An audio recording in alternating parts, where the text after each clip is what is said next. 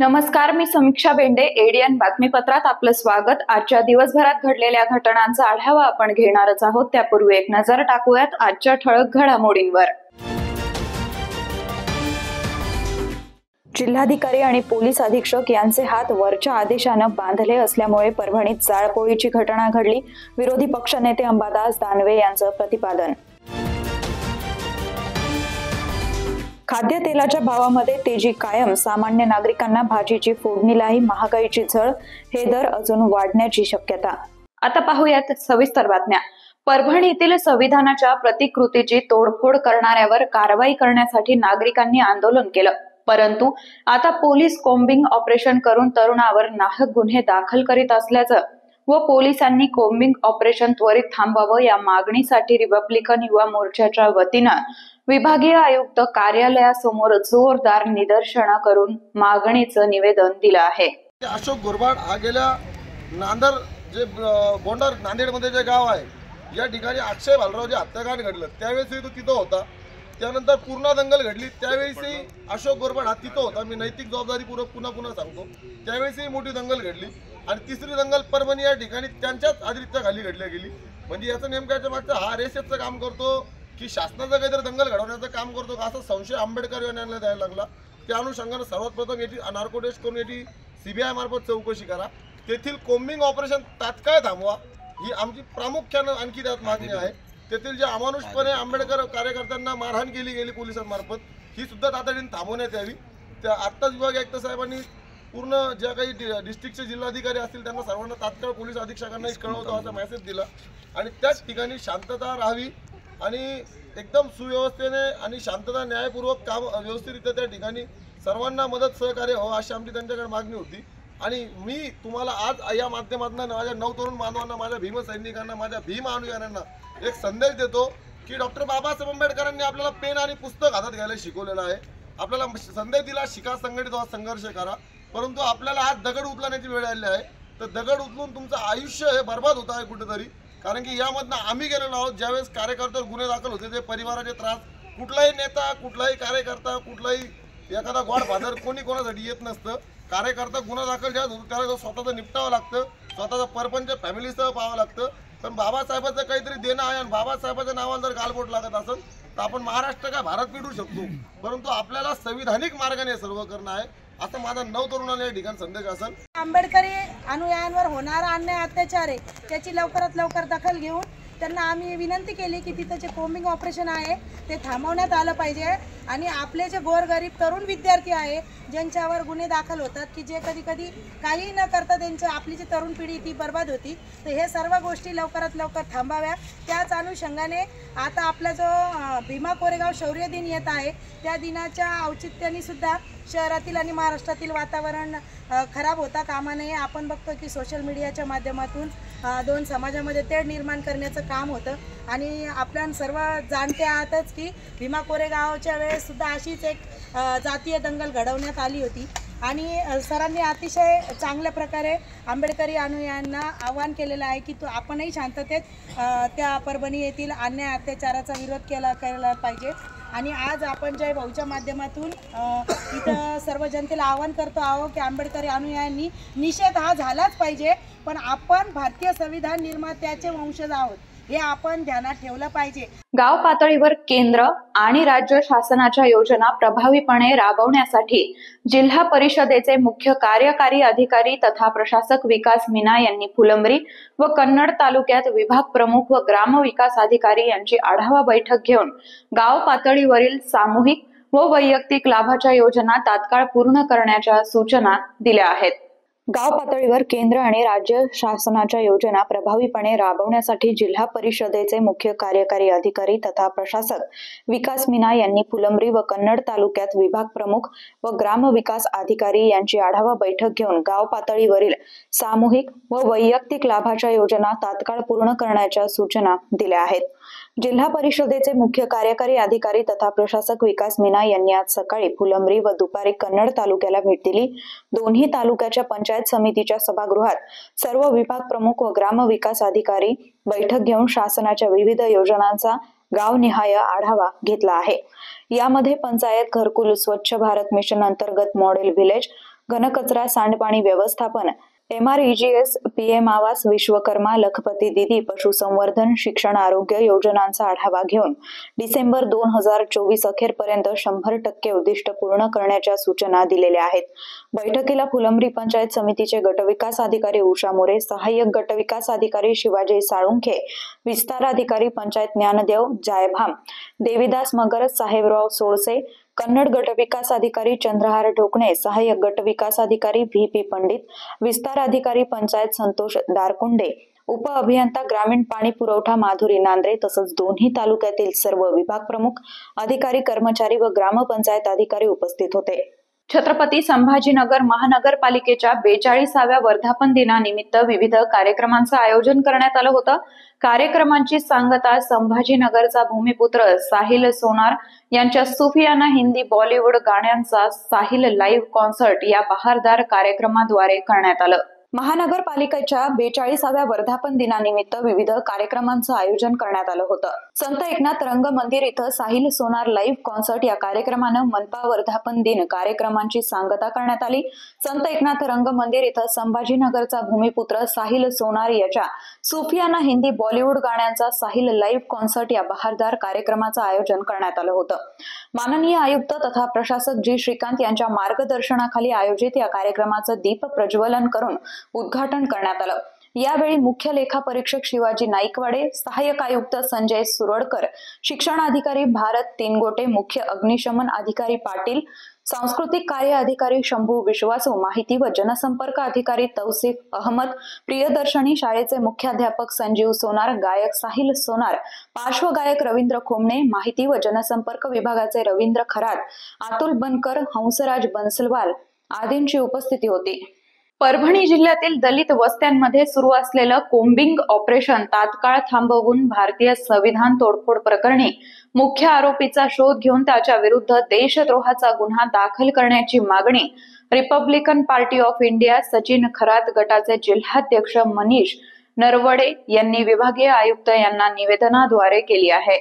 दिनांक 10 डिसेंबर रोजी परभणी जिल्ह्यामध्ये विश्वरत्न डॉक्टर बाबासाहेब आंबेडकरांच्या स्मारकासमोर असलेले भारतीय संविधानची प्रतिकृती एका अज्ञात नामे सोपान पवार असं त्या समाजकंटकाचं नाव आहे, त्यांनी तोडफोड केल्याची बातमी ही वाऱ्यासारखी संपूर्ण महाराष्ट्रामध्ये पसरली। त्या आरोपीला अटकही झाली, परंतु त्या आरोपी मागे मुख्य सूत्रधार हा कोण आहे याचा तपास होणे अजून बाकी आहे। आम्ही आताच विभागीय आयुक्तांना भेटून Republican party of India Sachin Kharat गटाच्या वतीने निवेदन दिलेलं आहे आणि मागणी केलेली आहे की संविधान तोडफोड करण्यामागे जो मुख्य आरोपी आहे तो अजूनही मोकाट आहे, त्याला अटक होणे गरजेचं आहे। कारण असं एक कृत्य हे महाराष्ट्रामध्ये पहिल्यांदा घडताना दिसून येत नाही। कारण जेव्हा जेव्हा बीजेपीची सरकार या महाराष्ट्रामध्ये येते तेव्हा तेव्हा राजकीय दंगली या मोठ्या प्रमाणामध्ये सामाजिक दंगली, राजकीय दंगली आणि जाती जातीमध्ये तेढ निर्माण करण्याचं काम हे बीजेपी सरकारने आजपर्यंत केलेलं आहे। आणि काल बंद दरम्यान काही हिंसक वळण त्या बंदला लागलेला आहे, त्याच्या मागे सुद्धा कोणाचा हात आहे याची सुद्धा चौकशी होणे अत्यंत गरजेचं आहे। आणि आंबेडकरी चळवळीचे नेते कार्यकर्ते यांची सध्या परभणी जिल्ह्यामध्ये धरपकड सुरू आहे कोम्बिंग ऑपरेशनच्या नावाखाली। ती कोम्बिंग ऑपरेशन हे सुद्धा तातडीनं थांबलं पाहिजे, कारण सुशिक्षित वर्ग यामध्ये टार्गेट केलं जाते। कारण सुशिक्षित वर्गाला जर टार्गेट केलं तर त्यांचं आयुष्य बर्बाद होण्याची दाट शक्यता निर्माण झालेली आहे। आतापर्यंत 300 ते 350 युवकांवरती त्या ठिकाणी गुन्हे दाखल झालेले आहे। आमची अशी विभागायुक्तांना प्रकर्षाने आणि प्रमुख मागणी आहे की त्या ठिकाणी परभणी जिल्ह्यामध्ये जे कोम्बिंग ऑपरेशन सुरू आहे, भीमनगर, गौतम नगर, अशोकनगर या भागामध्ये सध्या कोम्बिंग ऑपरेशन सुरू आहे. महिलांवरती, युवकांवरती जे कोम्बिंग ऑपरेशनच्या नावाखाली त्यांना उचलण्याचं काम चालू आहे, त्यांना मारझोड सुरू आहे आणि त्यांच्यावरती गंभीर स्वरूपाचे गुन्हे दाखल करण्यास सत्र सुरू आहे. त्या ठिकाणी इंटरनेट सेवा सुद्धा बंद झालेली आहे आणि भ्रमणध्वनी सेवा सुद्धा बंद झालेली आहे. त्यामुळं विभागीय आयुक्तांनी तेथील जे कलेक्टर साहेब असतील त्यांना तातडीनं, त्याचे SP असतील, CP असतील, त्यांना आदेशित करावं आणि जे कोम्बिंग ऑपरेशन सुरू आहे ते तातडीनं थांबवावं.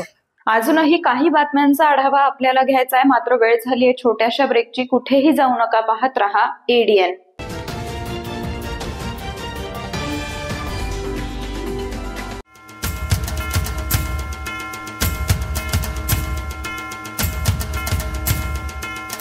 श्री क्षेत्र सातारा खंडोबा यात्रेनिमित्त येणाऱ्या भाविकांचं हार्दिक स्वागत उत्सुक श्री क्षेत्र खंडोबा देवस्थान विश्वस्त मंडळ सातारा, छत्रपती संभाजीनगर.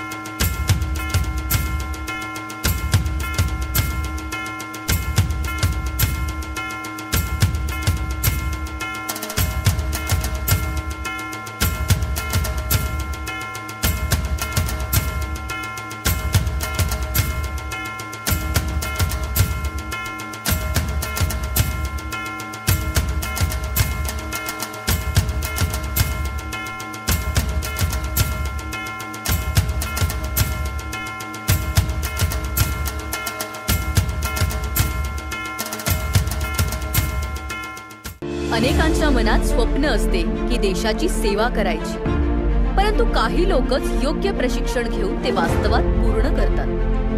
वास्तविक सैनिक बनणे सोपं काम नाही, कारण प्रशिक्षणाच्या मैदानापासून ते युद्धाच्या रणांगणापर्यंत प्रत्येक क्षण संघर्षमय असतो. फक्त जो इमानदार, समजूतदार असेल आणि ज्याची इच्छाशक्ती प्रबळ असेल असाच व्यक्ती या क्षेत्रात टिकू शकतो. प्रत्येक वर्षी अनेक परीक्षार्थ्यांना यश प्राप्त होते, ते फक्त आणि फक्त गरुड झेप अकॅडमी. पंख आम्ही देतो, उंच भरारी तुम्ही घ्या.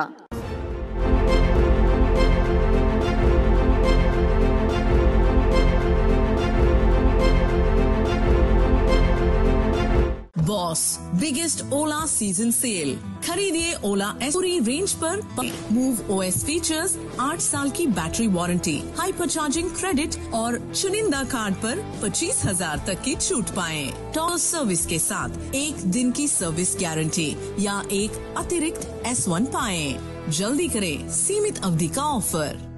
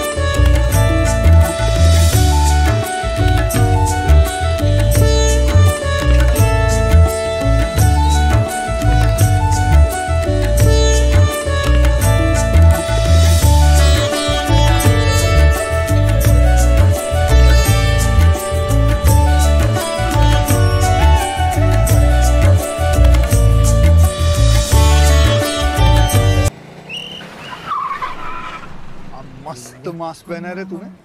Thank you sir. वो जान बचाने के लिए पहनना पड़ता है ना सर. रेडीमेड है या टेलर मेड है? ऑनलाइन ऑर्डर किया है सर. एक और है क्या? है ना सर. देना.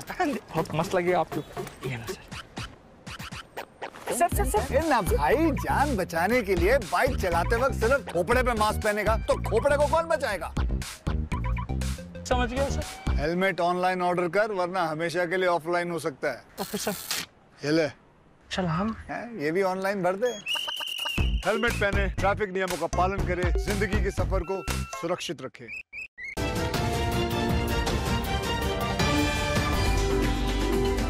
ब्रेक नंतर आपलं स्वागत। जिल्हाधिकारी आणि पोलीस अधीक्षक यांचे हात वरच्या आदेशानं बांधले असल्यामुळे परभणीत जाळपोळीची घटना घडली असून सर्व जाती धर्माच्या भावना संविधानाच्या प्रती आहेत। तसंच जनतेला आवाहन करतो की परभणी शहरात शांतता राखावी व व्यापाऱ्यांचं नुकसानाबाबत शासन दरबारी प्रयत्न करणार असल्याचं विरोधी पक्षनेते अंबादास दानवे यांनी माध्यमांशी बोलताना आश्वासन दिलं आहे। हा प्रयत्न दुर्दैवी आहे, खेदजनक आहे, याचा निषेध करावा तेवढा कमीच आहे। शेवटी आपल्या सगळ्या जनतेची जबाबदारी आहे लोकशाहीमध्ये ही संविधानाचा सन्मान राखला पाहिजे, कारण आपल्या देशातला सगळ्यात महत्वाचा ग्रंथ कोणता असेल तर तो संविधान आहे आणि त्यामुळे त्याचं संरक्षण रक्षण प्रतिकृती असत नाही करणं आपलं कर्तव्य आहे आणि ते बजावण्यात निश्चित कमतरता इथं झालेली आहे। निश्चित भावना सगळ्यांच्याच आहे, फक्त दलित बांधवांच्याच भावना आहे अशातला काही भाग नाही। सर्व जाती धर्माच्या जनतेच्या संविधानाच्या प्रती ते अतिशय संवेदनशील आहेत आणि या संवेदनशीलतेनंतर लोकशाही मार्गाने आंदोलन सुद्धा इथं झालं, परंतु याच्यात व्यापाऱ्यांचं ज्या पद्धतीनं नुकसान मारठोक करण्यात आली हे सुद्धा दुर्दैवी आहे आणि याच्यात मी असं समजतो की प्रशासनाचं पूर्णपणे दुर्लक्ष आहे, प्रशासन पूर्णपणे अकार्यक्षम ठरलेलं आहे। अशी घटना घडल्यानंतर ताबडतोब या ठिकाणी विशेष कृती दल यायला पाहिजे होतं, कुठून तरी माग व्हायला पाहिजे होतं जर परभणी नसेल तर, आणि नंतर जो काही मोर्चा बंद जो आहे तो शांततामय मार्गाने व्हायला पाहिजे होता। परंतु प्रशासनाच्या अकार्यक्षमतेमुळं परभणी वासियांना नाहक मोठ्या संकटाला सामोरं जावं लागलं। मी आज या सगळ्या माध्यमातून माझ्यासोबत सगळे लोकप्रतिनिधी सगळे पदाधिकारी अधिकारी आहेत, मी जनतेला आवाहन करेल शांतता सगळ्यात महत्त्वाची आहे। आपलं शहर शांततामय पूर्ववत व्हावं, व्यापाऱ्यांच्या नुकसानासाठी सुद्धा निश्चित सरकार दरबारी आम्ही प्रयत्न करू आणि ज्या भावना दुखावलेल्या आहेत त्या भावनांचा सन्मान करत मला वाटतं शांतता हेच सगळ्या प्रश्नाला उत्तर आहे असं मला वाटतं आणि त्या पद्धतीने जनतेनं प्रतिसाद दिला पाहिजे। या परिस्थितीला कारणीभूत एसपी आणि कलेक्टर आहेत असं व्यापाऱ्यांचं म्हणणं आहे आणि त्या व्यापाऱ्यांची अशी भूमिका आहे की त्यांची तातडीनं बदली केली जावी। एसपी आणि कलेक्टर हे जरी व्यक्ती असले तरी यांना कुठून तरी काहीतरी आदेश घ्यावा लागतो, कारण एसपी इमिजिएट काही गोष्ट पावले उचलू शकत नाही, कलेक्टर सुद्धा इमिजिएट काही पावलं त्यांचे हात बांधलेले असावेत वरच्या कोणाच्या तरी आदेशामुळं असं मला वाटतं।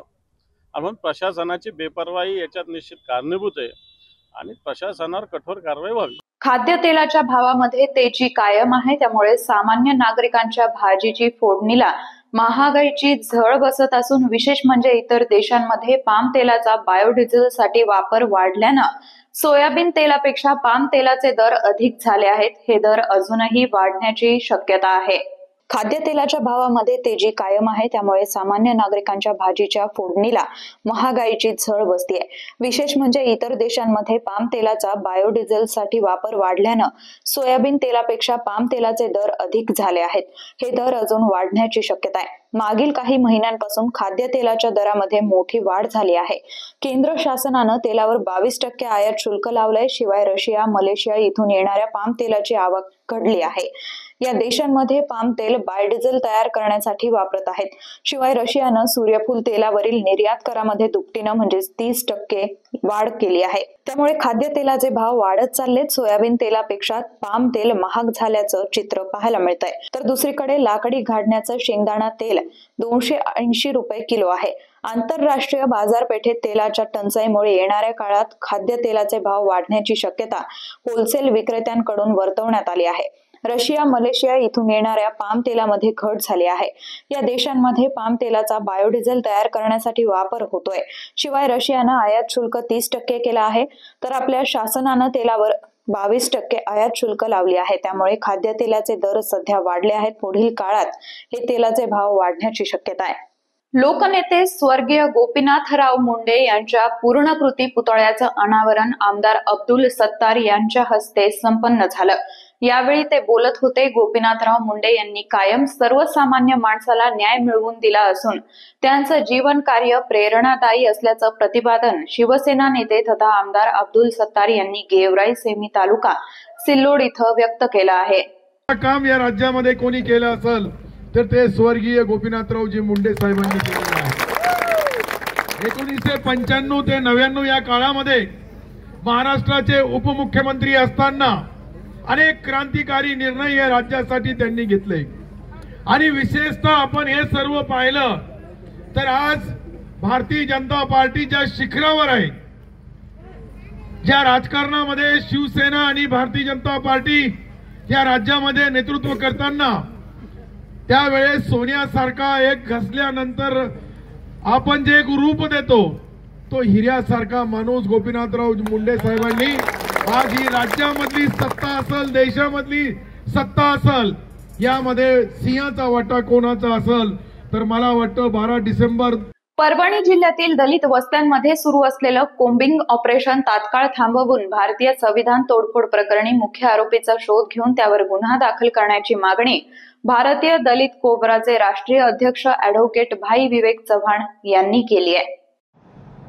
परभणी येथे महामानव डॉक्टर बाबासाहेब आंबेडकरांच्या पुतळ्यासमोर असलेल्या संविधान प्रतीची तोडफोड करण्यात आल्यानंतर संतप्त आंबेडकरी जनतेने या घटनेचा निषेध करण्यासाठी 2 दिवस परभणीमध्ये रस्त्यावर उतरून निषेध केला आणि त्यामध्ये काही अनुचित प्रकार झाले. माझं आंबेडकरी जनतेला आणि खास करून आंबेडकरी समुदायातील आमच्या तरुण बांधवांना आणि मायबहिणींना आव्हान आहे की आपण सर्व संविधानप्रेमी लोक आहोत. आपण शांततेने आंदोलन करायचं, संयमाने आंदोलन करायचं. त्याचबरोबर महाराष्ट्राच्या मुख्यमंत्र्यांना आणि पोलीस प्रशासनाला माझी विनंती आहे की कालच्या प्रकारानंतर परभणीमध्ये दलित जनतेचं जे आपण अटकसत्र चालू केलेलं आहे, कोम्बिंग ऑपरेशन चालू केलेलं आहे, ते आपण त्वरित स्थगित करावं. आपण सर्व मिळून या राज्यामध्ये शांतता सुव्यवस्था कशी राबवेल याच्यासाठी आपण प्रयत्न करू आणि महामानव डॉक्टर बाबासाहेब आंबेडकरांच्या विटंबनेचा निषेध आणि संविधान प्रतीचा जो तोडफोडीचा निषेध आहे तो राज्यामध्ये शांततेने आपण चालू करू. आपल्या सर्वांना मी शांततेचं आव्हान करतो. संविधानिक आणि शांतता मार्गानेच आपण आंदोलन करायचंय. जय भीम. शेवटी परत एकदा एक नजर टाकूयात आजच्या ठळक घडामोडींवर. जिल्हाधिकारी आणि पोलीस अधीक्षक यांचे हात वरच्या आदेशानं बांधले असल्यामुळे परभणीत जाळपोळीची घटना घडली. विरोधी पक्षनेते अंबादास दानवे यांचं प्रतिपादन. खाद्यतेलाच्या भावामध्ये तेजी कायम. सामान्य नागरिकांना भाजीची फोडणीलाही महागाईची झळ. हे दर अजून वाढण्याची शक्यता. याचबरोबर हे बातमीपत्र इथेच संपलं. पुन्हा भेटूयात पुढील बातमीपत्रात. तोपर्यंत पाहत रहा आपल्या हक्काचं बातमीपत्र ADN.